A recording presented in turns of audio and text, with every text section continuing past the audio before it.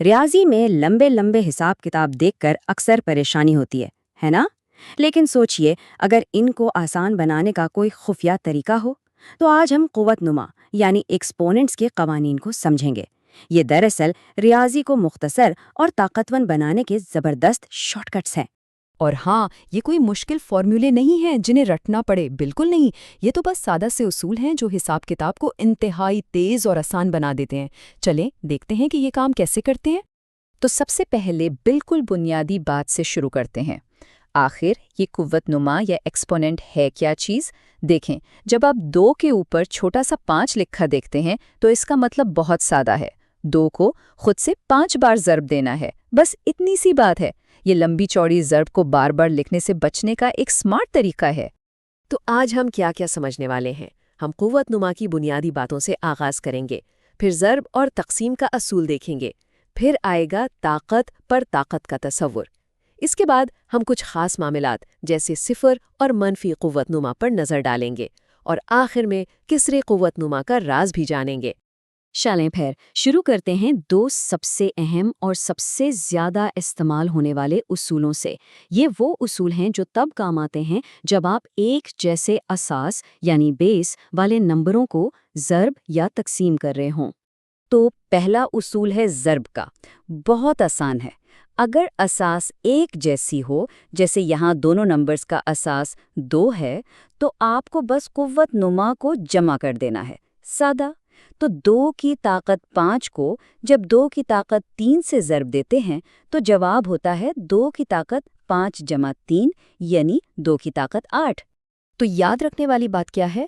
جب اساس ایک جیسی ہو تو ضرب دینے کا مطلب ہے طاقتوں کو جمع کرنا۔ کتنا سادہ ہے نا؟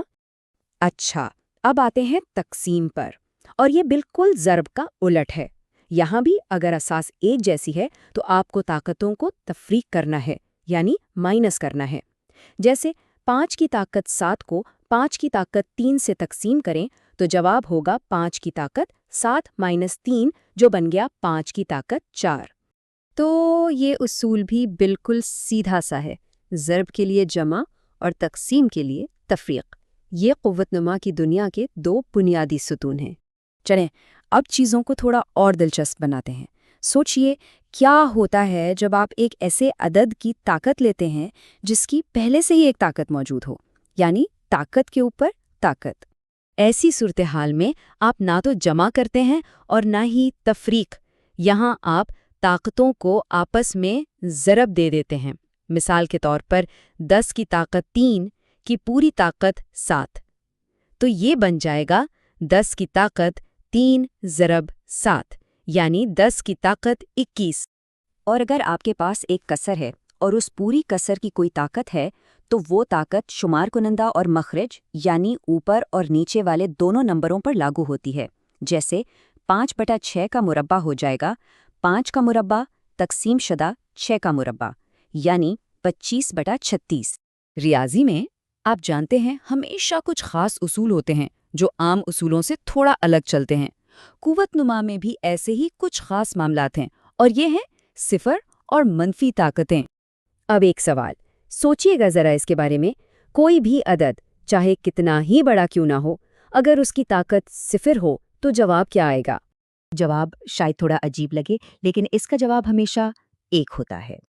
بالکل، صفر کے علاوہ کوئی بھی عدد لے لیں، اگر اس کی طاقت صفر ہے تو جواب ہمیشہ 1 ہی ہوگا، چاہے وہ 34 ہو یا 10 لاکھ۔ یہ ایک بنیادی اصول ہے جسے یاد رکھنا بہت ضروری ہے۔ اب آتی ہے منفی طاقت، اور یہاں ایک بہت عام غلط فہمی کو دور کرنا ضروری ہے۔ منفی قوت نما کا مطلب یہ بالکل نہیں ہے کہ آپ کا عدد منفی ہو جائے گا، بالکل نہیں۔ اس کا مطلب کچھ اور ہی ہے۔ منفی طاقت کا مطلب ہے اسے الٹ دو، یعنی اساس کو الٹ دیں، اس کا معکوس لے لیں۔ ایسا کرنے سے طاقت مثبت ہو جاتی ہے۔ جیسے 9 کی طاقت -2 کا مطلب ہے 1 تقسیم شدہ 9 کی طاقت 2، اور 9 کی طاقت 2 ہوتا ہے 81، تو جواب ہوا 1/81۔ اور اب آخر میں ہم قوت نما کے ایک ایسے راز کو جانیں گے جو طاقتوں اور جذروں کے بیچ ایک بہت ہی زبردست تعلق کو ظاہر کرتا ہے۔ دیکھیں، یہ جو کسری قوت نما ہے نا، یہ دراصل جزر لکھنے کا ہی ایک جدید طریقہ ہے۔ بنیادی طور پر یہ ایک ہی چیز کو کہنے کے دو الگ الگ انداز ہیں۔ کسر کا جو مخرج یعنی نیچے والا نمبر ہوتا ہے وہ آپ کو بتاتا ہے کہ کون سا جزر لینا ہے، مربع جزر، مکعب جزر وغیرہ، اور جو شمار کنندہ یعنی اوپر والا نمبر ہے وہ اس عدد کی طاقت بن جاتا ہے۔ مثال کے طور پر 49 کی طاقت 1/2، اس کا سیدھا سا مطلب ہے 49 کا مربع جزر۔ مخرج میں 2 ہے نا، اس لیے مربع جزر، اور ہم سب جانتے ہیں کہ 49 کا مربع جزر ہوتا ہے 7۔ دیکھا، یہ اتنا ہی آسان ہے۔ تو آئیے ان سب اصولوں کو آخر میں جلدی سے دہرا لیتے ہیں۔ جب طاقتوں کو ضرب کریں تو قوت نما کو جمع کریں، جب طاقت کے اوپر طاقت ہو تو قوت نما کو ضرب دیں، منفی قوت نما کا مطلب ہے اساس کو الٹ دیں، اور کسری قوت نما کا مطلب ہے جزر لینا، بس۔ اور آخر میں ایک سوال، یہ سب اصول آخر اسکول کے الجبرا ٹیسٹ کے علاوہ کہاں کام آتے ہیں؟ تو بات یہ ہے کہ یہ صرف امتحانات کے لیے نہیں ہے، یہ قانون، سائنس، کمپیوٹر پروگرامنگ، یہاں تک کہ مالیات جیسی فیلڈز میں بہت بڑے اور پیچیدہ مسائل کو حل کرنے کی بنیاد ہیں۔